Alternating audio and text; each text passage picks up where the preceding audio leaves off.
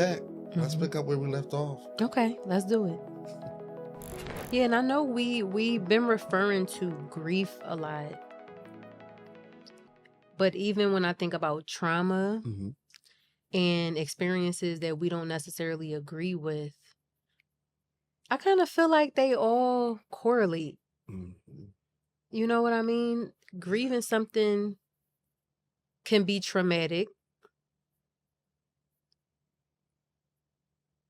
and I don't think anybody would prefer grief or trauma. You know what I mean? So they all kind of go together where what we're talking about I think applies. You know what I'm saying? Like the practical ways of dealing with it applies. The therapy, the vulnerability and transparency, talking about it, Yeah. reflecting on it, letting yourself sit in it, getting the help, and not running to a person.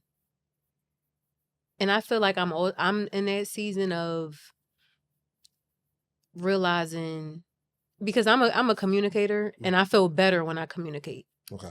And so it's easy for me to just talk because that's a way that I could feel better. And it's funny, I know it's a lot of people that's the opposite. They won't crack nothing. Like, I'm not letting you know an ounce of anything that I feel or I'm going through. I'm keeping it tucked away. I'm keeping it suppressed. And communicating is great, but it's also where sometimes you gotta just not talk about it. Mhm. Especially when, I'm not saying not talk about it and just, again, suppress it and keep it tucked away where now you're not getting the necessary help. But if you know what's going on and you know what the remedy is, but you got to still sit with it, because talking can feel like a release. Yes. You know, if I'm telling somebody what I got going on or how I feel, they can validate how I feel, or I don't know, validate my experience. But what if I just have to sit with it? What if I have to sit with this experience right now and try to extract the lessons from it? So I think that I agree. Grief, trauma, things we don't agree with, all are intertwined. Mm-hmm. I think all of them, some words that I believe all of them come with at some point. Mm-hmm. Acceptance, Mm-hmm. release, emotions, Mm-hmm. healing. And there are other words, Right. but just Yeah. those four stand out to me. You mentioned something that I think is so prevalent. Sit with it. How often do we just sit with it? Mm. You don't want to. It's tough. Yeah. Like, think about it. Like, sitting with it requires silence. Mm. Mm-hmm. Allowing your mind to process. And here comes the emotions as you're processing. Yeah. Here comes the scream. Here comes the holler. Here comes the punch in the wall. Here comes kicking something, Let me say, those rage rooms, when Mm-hmm. you Oh, go and yeah. destroy stuff, I'm like, I need to invest in Yeah. those because Right. I know a lot of people who Mm-hmm. would benefit from going somewhere and just destroying Yeah. something. Yeah. Definitely. And there are other people who would say they don't need it. And the reason why they don't need it is because they're already destroying their own lives. Mm. Wow. And when you talk about trauma, it's one thing to experience trauma that you didn't ask for. But then we got to talk about the trauma that you inflicted on Yeah. yourself. Definitely. Because Mm-hmm. we can't just, the devil. No. Right. Let's take some Let's accountability. take some account. Absolutely. And I think that we use the word trauma very loosely nowadays. Mm-hmm. My trauma. Okay, you stepped on a thumbtack. It's just not like, come on, like that. That's your Stepped on trauma. the- You stepped on a thumbtack, right, and right, I'm not trying to compare and contrast anybody's trauma, right. but let's really get to mm, the meaning behind these words. Mm-hmm. And I believe it would do us a service if we really began to understand words in their proper context, Absolutely. so that we're not just throwing them around. Yeah, I experienced trauma. They didn't cut my food stamps. This is traumatic for me. I'm No, it's sorry. traumatic when you ain't getting no food stamps Absolutely. and you trying to live and survive, and you go to work every day. Every day. Mm, It's traumatic to live in a country mm. with a president who keeps saying that other countries are going to fund us and pay us, but yet we're paying additional fees, Yeah. tariffs. You know, Mm. it's traumatic. I was in Florida, having dinner Mm-hmm. at this sports bar, and I was the only one in the room who was kissed by nature's son while the State of the Union address was on Mm. In Florida? in Florida. Oh my goodness. And in my mind, I said, if I got to fight my way out, I'm Right. fighting in claw, and I'm going down, swinging. But I was just sitting there, and I had no worries. And I think one of the reasons why I had no worries was because even they understand Mm. that they're living in a world underneath a leader who's inflicting Yeah. trauma. Yeah. on people. Absolutely. Absolutely. So when we talk about trauma, let's be clear to identify what really has been our traumatic experience. Right. Yeah. And not just find ourselves as Me Too people. You ever be in a room and people having a conversation and somebody say, talk about the experience that they went through, and then somebody say, oh yeah, that me too. Yeah, I went to, I don't like people like that. We're not going to become closer because you say Yeah. you had a similar experience. Yeah. And then you ain't really have it. Right. We don't need no Me Too moments. No. Especially when we talk about trauma. But there Yeah. are trauma bonds. Yes. So there are people that will only connect because of those traumatic experiences. And I'm glad you Assuming said they're that. legitimate. They're legitimate indeed. And let me say this about trauma bonds. A trauma bond should have healthy outcomes. But when you are bonded with someone because of trauma Mm-hmm. and all the outcomes are negative, Mm. have you found purpose in the bond? Mm-mm. So tell me, when you think about trauma bond, what comes to your mind? I think that is not a real bond. Mm. I think if two people have been traumatized and have not recognized that they've been traumatized and do what needs to be done to heal from it, Mhm. then you're bonding with somebody from a place of pain, because trauma changes you. Mm. When you're not sitting with it and not getting the proper help, Yeah. it changes you as a person. And I mean, especially depending on what type of event we're talking about. Mhm. You know what I'm saying? So I think that it's not a real bond. It's just it's a codependency. Mm. I'm hurting, you hurting. Let's hurt together. I loved it. You I'm know? hurting, you're hurting. Let's hurt together. Let's I hurt love it. together. Like, that's really what it is. Because if I went through something traumatic and I took the necessary time to heal, I wouldn't even want to connect with somebody who hasn't healed for us to even be able to form a trauma bond. Yeah, I might have been through something traumatic. Let's say we went through the same exact thing. if I'm at a place where I'm growing through it and, healing through it, I don't want to be triggered every time I'm talking to you or around you because you still keep talking about that same thing that happened. And I'm not trying to minimize whatever it may be. Right. But yeah, I just don't think it's a real bond. I think it's just like you said, like I said, you hurt, I'm hurt, let's hurt. Let's inflict hurt.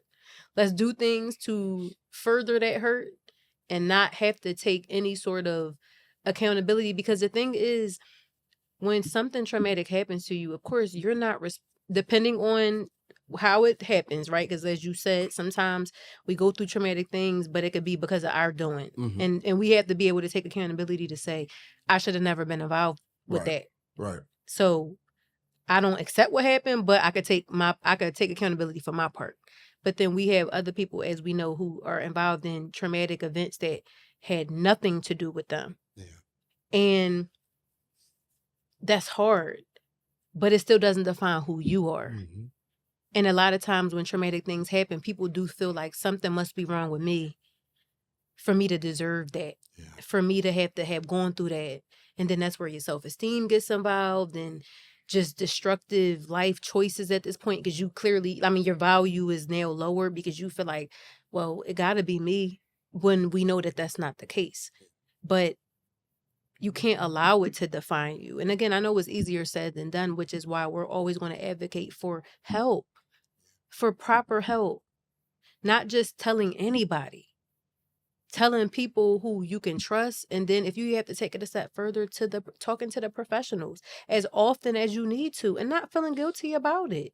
Crying if you need to, doing things that are healthy, but it goes back to sitting with it. Yeah. And it's tough. It's so tough, whether it's grief, whether it's trauma, whether it's experiences that life just throws our way. It's tough to sit with that. So I'm not ever trying to minimize, like, oh yeah, just sit with it. No, it is tough. You feel like you fighting for your life and probably your sanity half the time. But it's like, am I going to sink or am I going to swim? Like, I have to make a choice one way or the other. And if I sit with it now and get the proper help now, then it's going to be where 10, 15, 20 years down the line, it's not affecting me in the same way. So now I can be triggered, but I'm better now. And maybe now I can help somebody else that went through that same exact thing, because I'm speaking from a place of healing, not of hurt. Oh, What? you was thinking on that one right there. Yeah, well, wellness coach Ty over here. So I've never experienced a trauma bond. Maybe it's because I compartmentalize, people included. But I've never really felt like I bonded with someone over trauma. I feel like I have an assignment. Yeah. People are placed in my life, a reason, season, and what can I do to help you be better? You said something I think is so important. It's not a real bond. It's definitely not a real bond if we don't come together and figure out how to become better. Right. Because when we think about a bond, it's something that's tight, but it's a positive. Absolutely. Pain may have brought us to meet. Right. But pain should not continue to ride throughout our connection. It's like, it's if you see me with the taller people on my shoe, don't let me keep walking around with it. Let me know. Right. It's on there. Take it off, pull it off for me if you see it. Right. So I think that's what? Coach, all this running you've been doing, Spirit been speaking to the coach. I'm trying to tell you. The Spirit been doing a lot of things and taking me through the ringer, okay? So So I'm just trying to extract these lessons. I'm fighting for my life, but I'm here No, you running for and your life. I'm running for my You are life. running for All your right. life. That's You ain't good. fighting. You That's running. good. That's You good. running. Yeah. I'm Yeah. trying. No, you doing. Woo, I'm trying, You man. doing. It's tough. At what moment have you ran that it wasn't difficult? That's so crazy you asked me that because my birthday was last week, and I started my day with a run, and I didn't have a set goal, just running around my neighborhood. And running is such an interesting thing because it could be so exhilarating, but it really is mental more than anything else. Just like, I mean, I feel like that's life, right? Like, yes, your body, like you have to make sure you're not in pain, make sure you get your stretches in, make sure you, it helps not, having excess weight, as you can imagine, running. So obviously there's like these physical things, but it really is mental. Like I got to keep going. So I went for a birthday run, and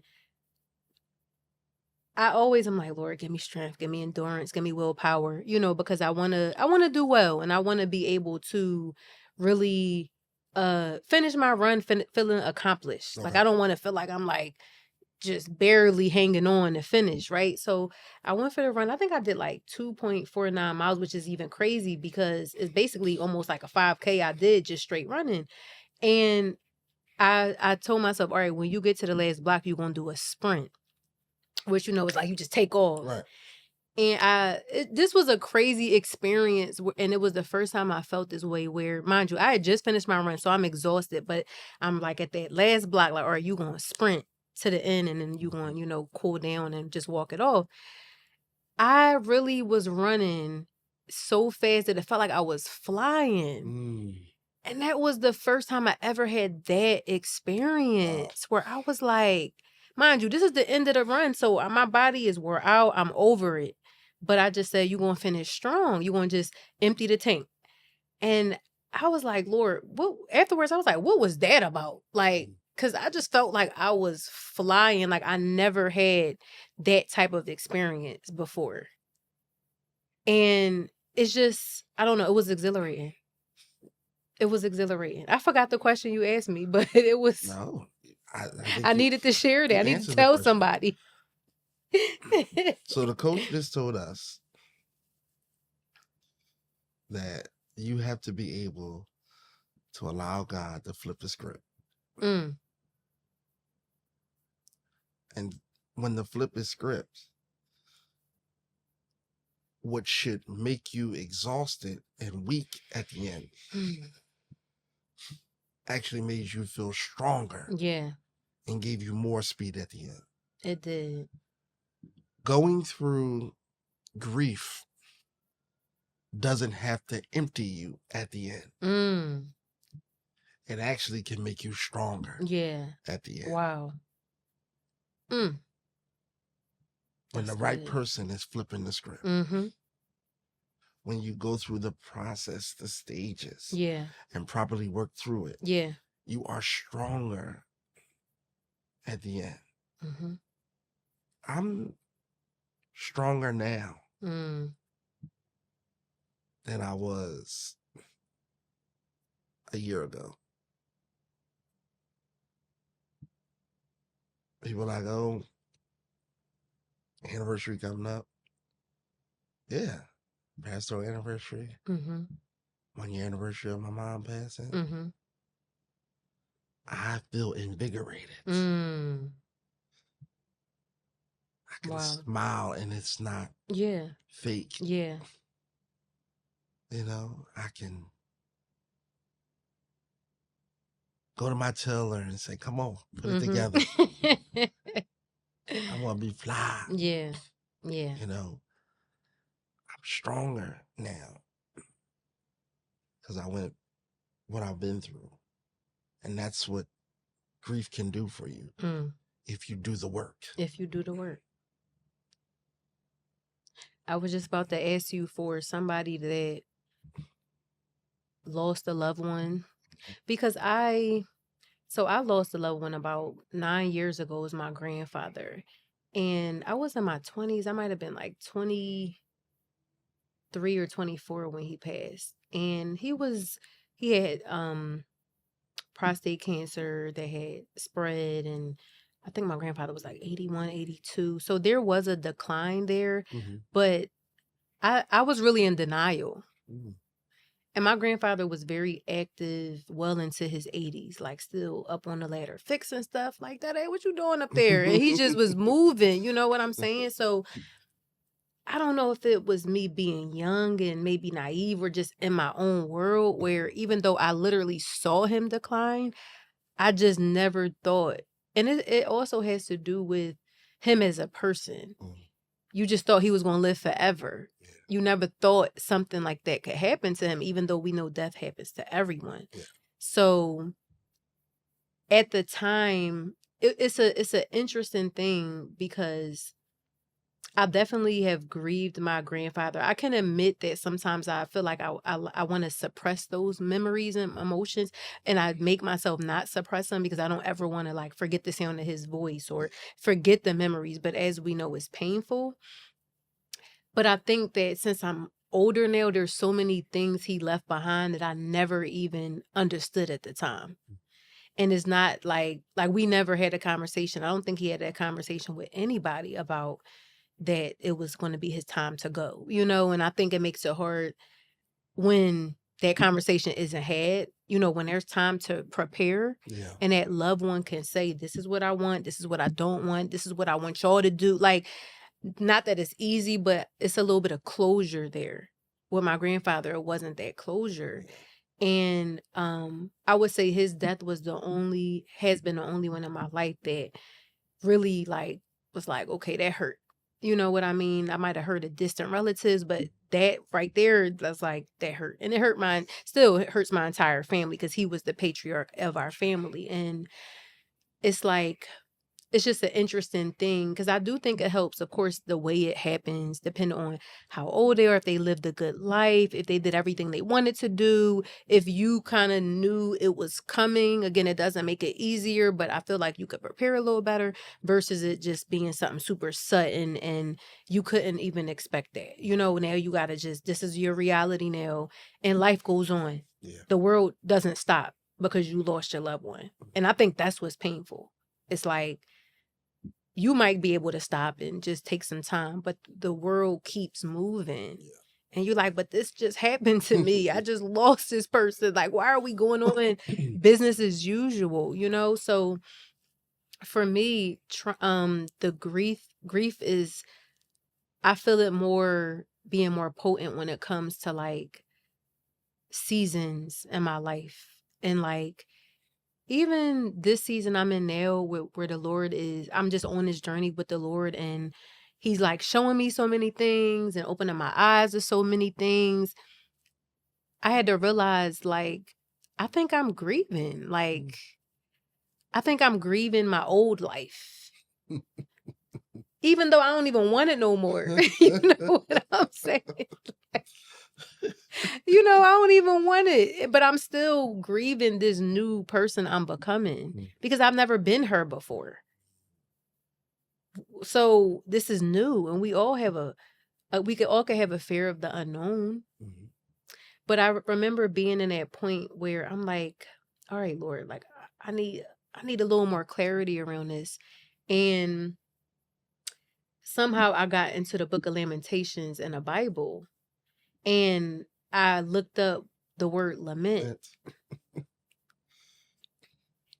And I'm sure, I know it was the Holy Spirit that led me there, because I'm like, why else I wouldn't have thought to do that and look up that word to see what it means. And it just talks about like extreme sorrow and grief. Mm-hmm. And I remember saying, I'm like, Lord, I think I'm lamenting the past and the seasons and just this new world you got me in that I don't even know. I don't know. I just got to do what I feel in my heart you're calling me to do. And I always think about what you said, and I forgot where and when you said this, talking about like, okay, what would I even go back to? Like, you were talking about wrestling with God, hmm and you might be wrestling about the season you're in. And even if you want to throw in the towel, like, I'm done with this, what am I going back to? Not fulfilling purpose, not being obedient, Right. not having faith on this level to do some things that I've chosen to do. That's not an option. Yeah.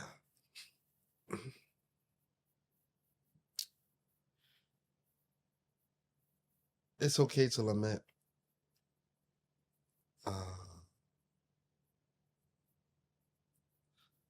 But at some point, you transition from lamenting back to rejoicing, to individuals who are grieving, whether it's recent or it's been a minute. Yeah. Because it could be a minute, but you haven't grieved properly. Right.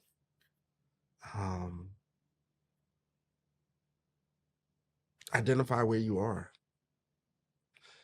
And when I say that, I don't mean in your stages of grief. Because it's no sequence Right. or,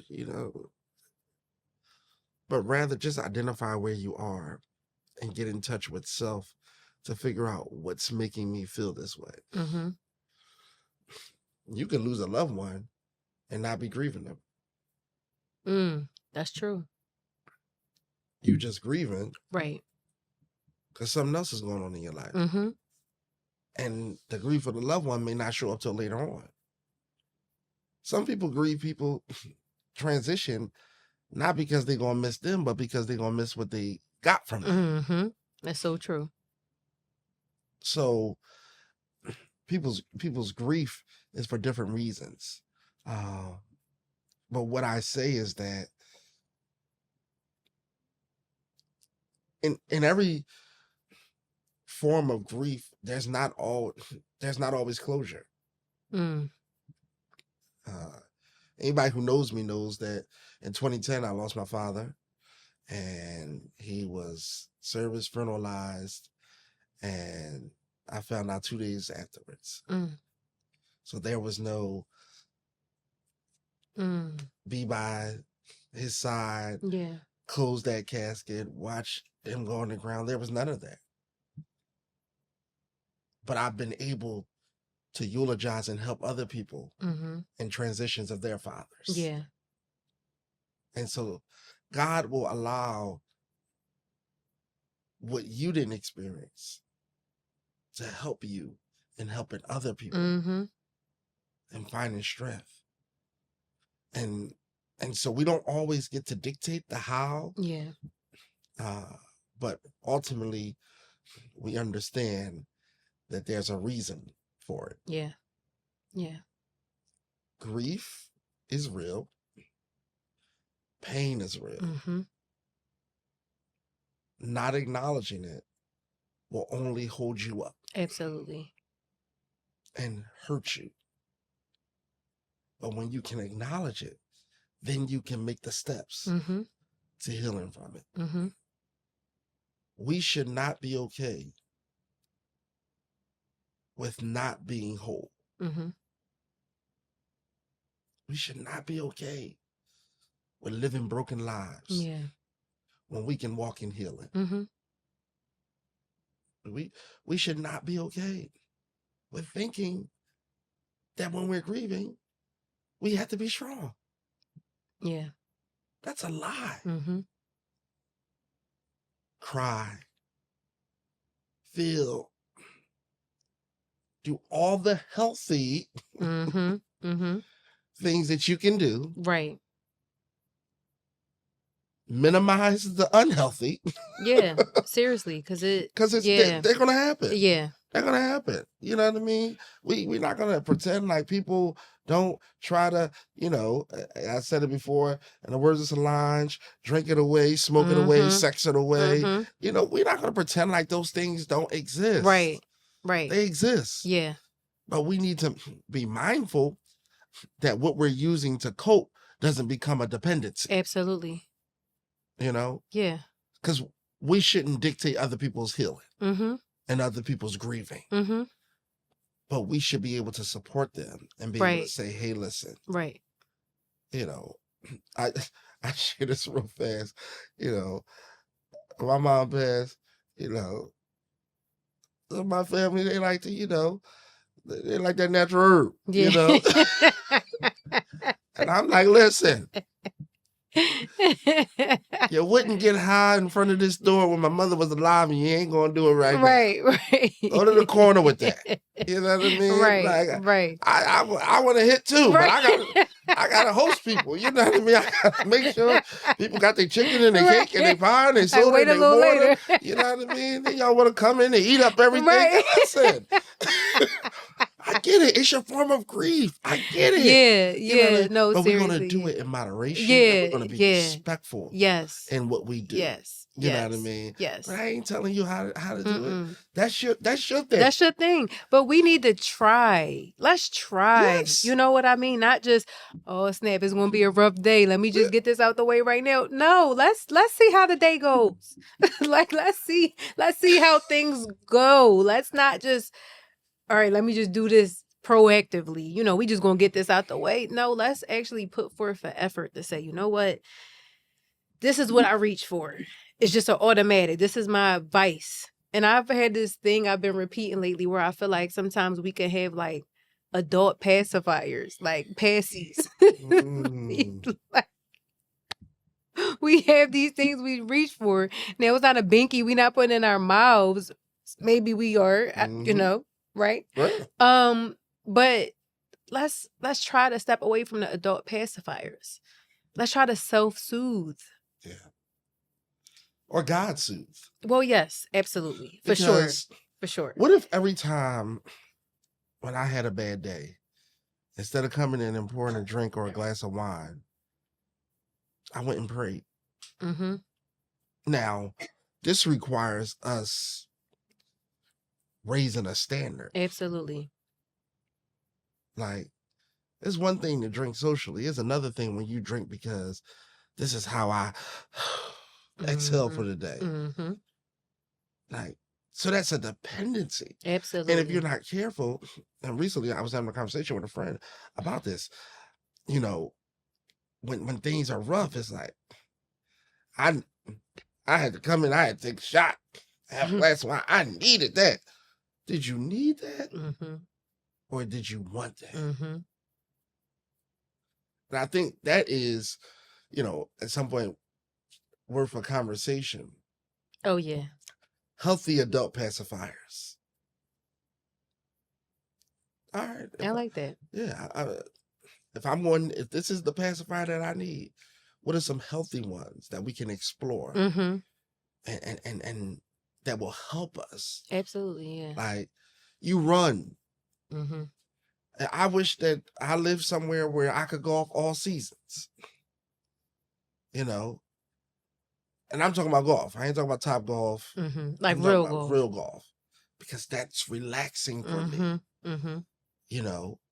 So everybody has their, their assistance, their aid. Mm-hmm. But if we can find something that's healthy for us, that's going to make us better. Yeah.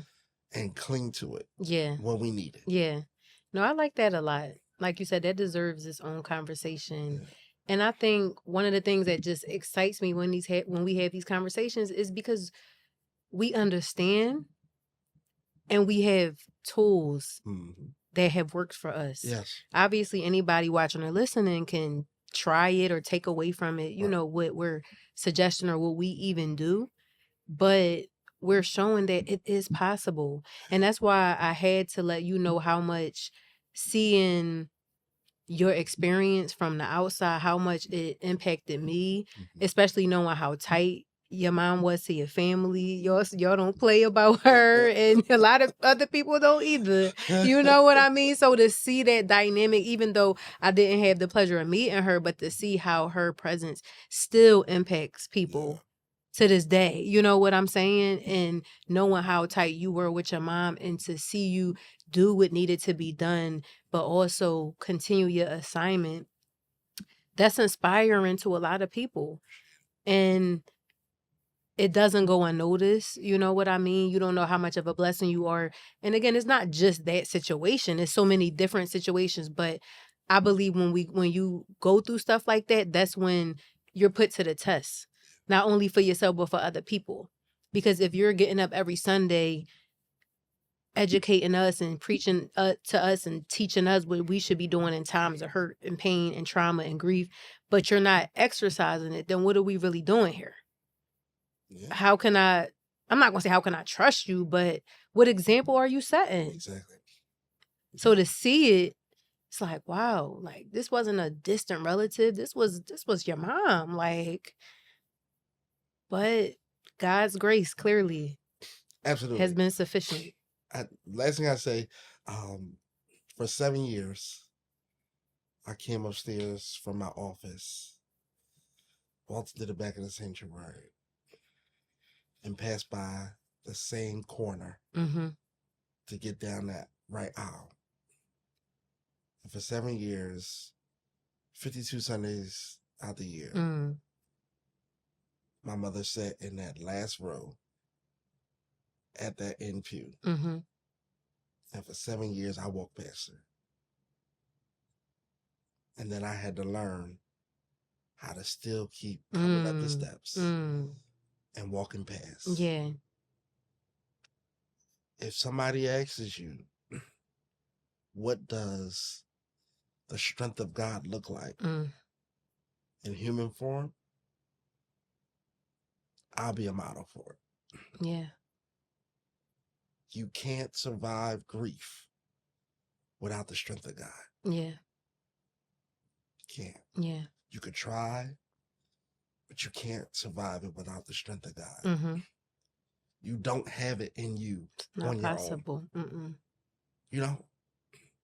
Because if you had it, you would get yourself through a whole lot of other stuff. Mm-hmm. Mm-hmm. God gives you reasons to keep coming back, to remember. Yeah. Trust in the Lord with all your heart. Mm-hmm. Lean not to your own understandings. In all your ways acknowledge him, and God will direct your path. Yeah. And my steps have been ordered. And my steps have gotten wider. Mm-hmm. Because I realize I can't do this on my own. Mm-hmm. I need strength. Mm-hmm. Not human strength. Mm-mm. That will be frail, and when I need it, not be present. Right. Right. Yeah. But I need the strength of God Mm-hmm. that pushes me every day, even when I don't want to get up, Yeah.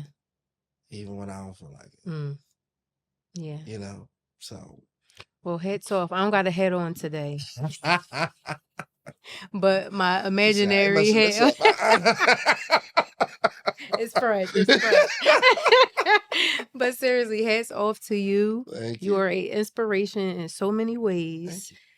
I appreciate you. I appreciate your vulnerability, us touching on this, Mhm. how you are going to help and continue to help so many people in their grief and experiences that none of us can control. We just got to roll with the punches, and it's not always easy. But yes, you are an inspiration to many. Thank Yeah, you. I'm proud of you. Appreciate it. Thank you for this time. You know, Absolutely. I feel like a special guest. Yes. Wellness Wednesday. Like I feel like Not a I Wellness just did Wednesday. cameo. You know Yeah, what I mean? Like on no, the Today Show. Like, right. Well, I'm glad I made you feel that way. I'm I glad appreciate because it. you deserve it. I So, appreciate it. yes, we did it again. Another episode under our belt. We did. Okay, We we did. gonna we got a few things from this conversation Absolutely. we could touch on, but I really like that healthy adult pacifiers. Mm. That's good. That's good. Yeah. So We're going to have to get some pacifiers to put on some the table. binkies. Yeah, some binkies. Like, yes, that would be perfect. The ones that With the light up. with the chain around Yes. All Yes, right, y'all. indeed. You funny. You funny. Listen, we have a good time here. We do. We were supposed to be real serious today, Yeah. but you know, We can't help it. no. We'll no. grow up We will later. next year. Yeah, Next maybe. year. You know what I mean? Yes. Yes. But So let me say, what? if you liking it, Mm-hmm. share it, Yes. Oh, yes. subscribe, tell people about Honest Yes. Exchanges. This is good Yes. It conversation. is. You know, Always. like you can't get this kind of conversation nowhere else. Mm-mm. Mm-mm. And I feel like, we talked about this, What? but I feel like at some point we're gonna have to do an Honest Exchange live. Yes, we are. Yes, we really are. We got to figure that out. Yeah, But it's just so many things. So we got so many opportunities. The Yeah. sky is the limit. absolutely, Limitless skies. absolutely. In the house. In the house.